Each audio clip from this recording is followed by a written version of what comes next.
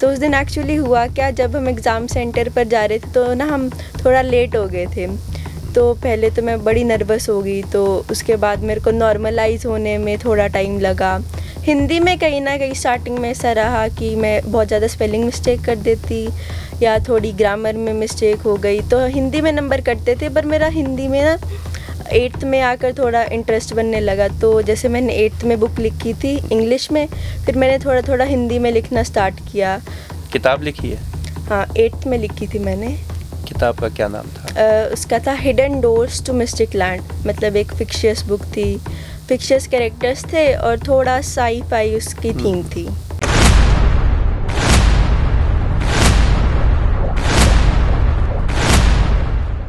नमस्कार, the Haryana talks में आपका स्वागत है।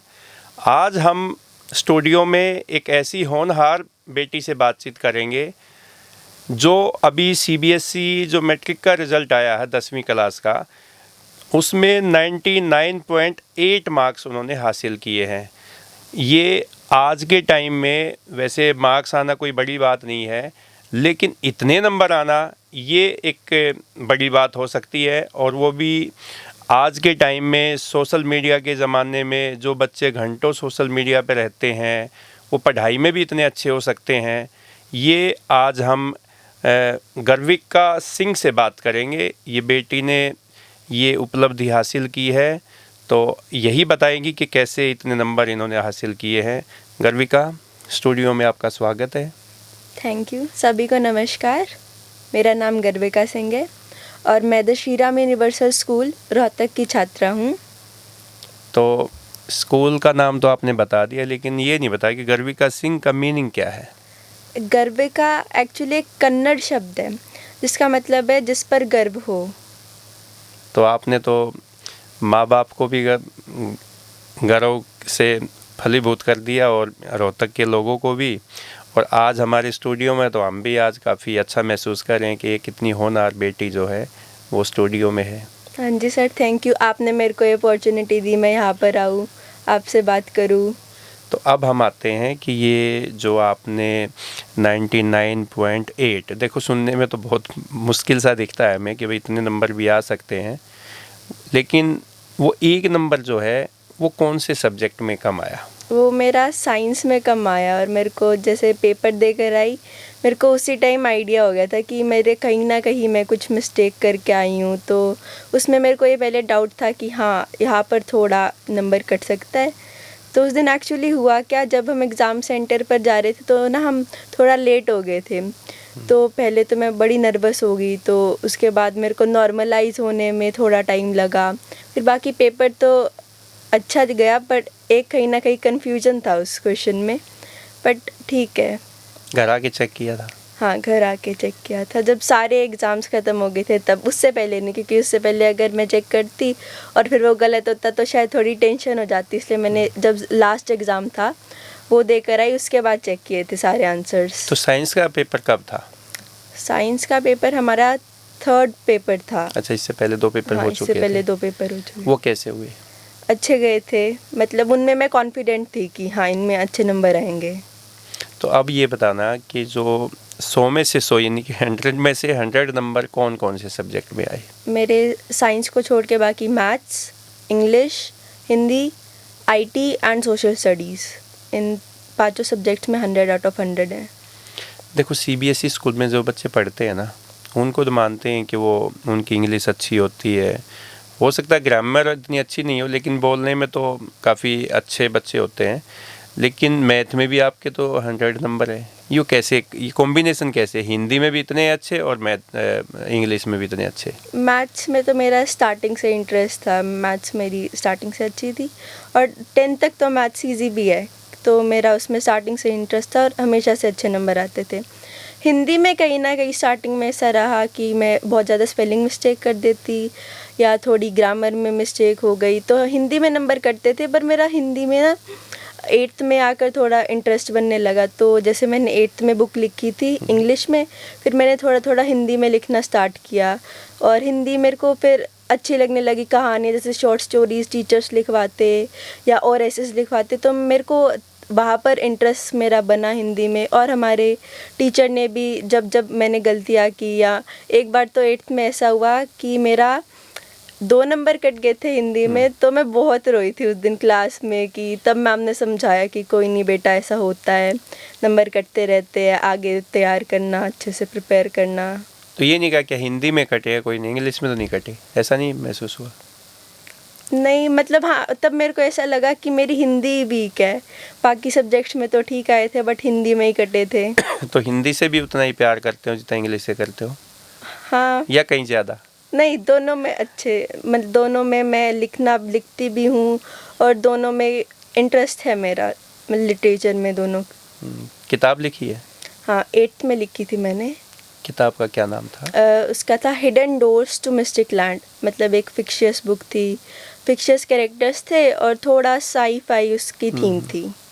तो क्या कैरेक्टर कौन थे इसमें, और पूरा बुक अगर थोड़े शब्दों में वो समझ पाए कि क्या था उस किताब में, तो क्या बताना मतलब उसमें जो मैं खुद नरेटर होती हूँ, और बहुत सारे मेरे को टाइम टू टाइम इवेंचुअली कुछ कैरेक्टर्स मिलते हैं, और फिर हम मतलब एक ऐसी दुनिया में फंस जाते हैं जहाँ से निकलना मुश्किल है।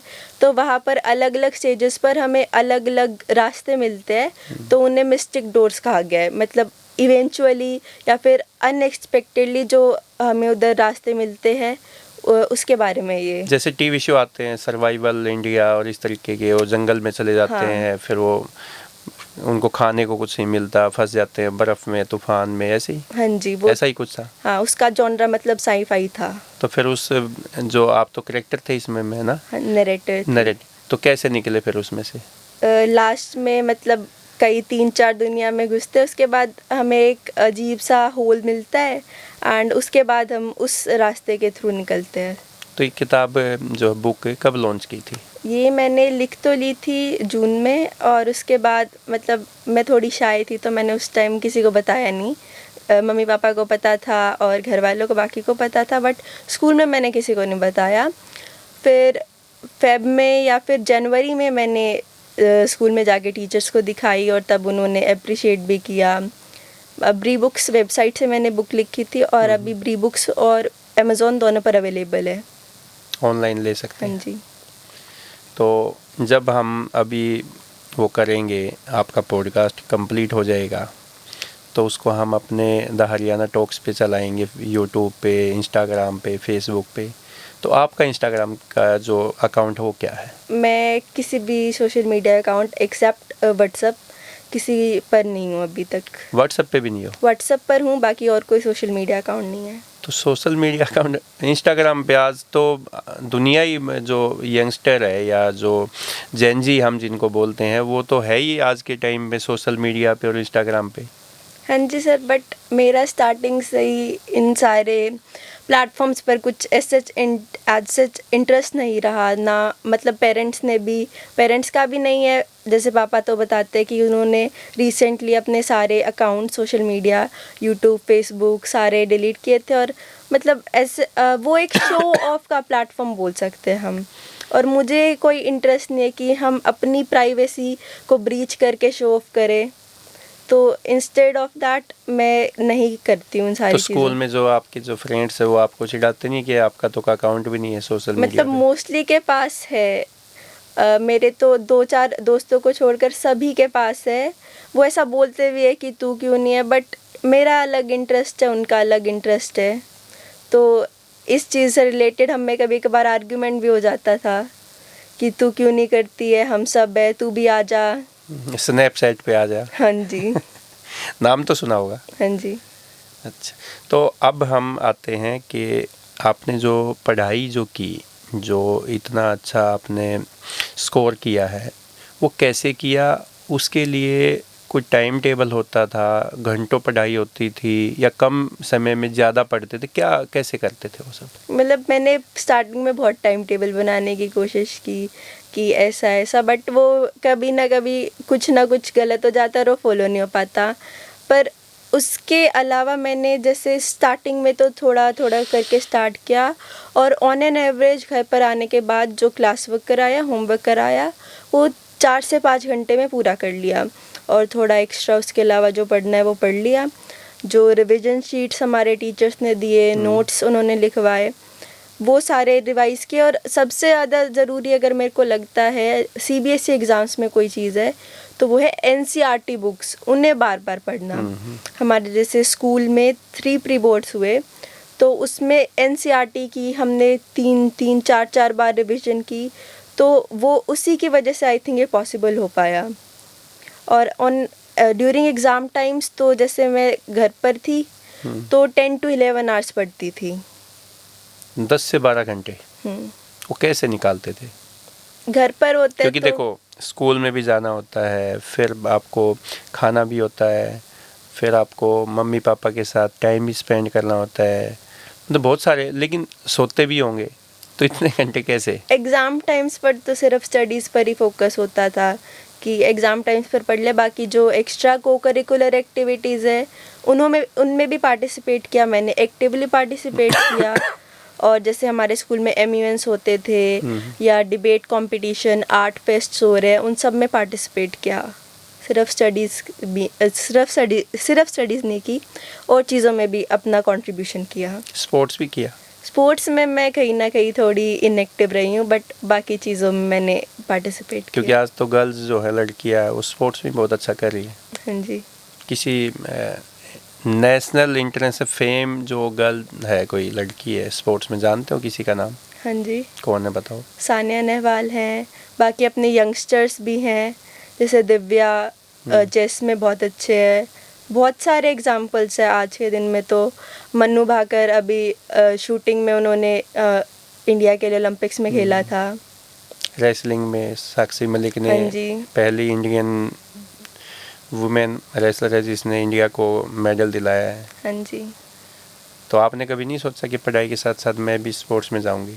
नहीं, स्पोर्ट्स का नहीं था ना, मतलब घर पर भी स्टडीज़ पर ज़्यादा फोकस रहा स्टार्टिंग से ही, स्पोर्ट्स में थोड़ा कम था। क्या बनना चाहते हो? मैं आगे होके सॉफ्टवेयर इंजीनियर बनना चाहती हूँ। ऐसा क्यों सोचा कि सॉफ्टवेयर इंजीनियर बनना है? अभी का जो ट्रेंड देखे तो अगर किसी में सबसे ज़्यादा स्कोप है तो वो इसी चीज़ में है, क्योंकि टेक्नोलॉजी हर डे एडवांस हो रही है। नए नए फीचर्स, एआई, इन सारी चीज़ों के इन्वेंशन के साथ इसी चीज़ में ज़्यादा स्कोप है। और मेरा इंटरेस्ट भी, क्योंकि पापा वो खुद कंप्यूटर साइंस के इंजीनियर है और दादा उन्होंने भी बीटेक कर रखे है, भैया भी अभी वही परस्यू कर रहे हैं, मम्मा खुद फिज़िक्स की टीचर हैं। तो मम्मा से तो मोटिवेट नहीं हुए आप, तो पापा से हुए हैं। मम्मा भी मतलब उनका भी कहीं ना कहीं मेरे को बताती रहते हैं, ये अब ये वाली टेक्नोलॉजी आ रही है, अब ऐसे इसमें ये एडवांसमेंट हुई है। तो मम्मा की कहाँ पे जॉब है? मम्मा का नाम क्या है? मम्मा डॉक्टर प्रभा, वो अभी बेरी में गर्ल्स स्कूल है, वहाँ पर पढ़ाती हैं, गवर्नमेंट स्कूल काडर में लेक्चरर है। हाँ जी।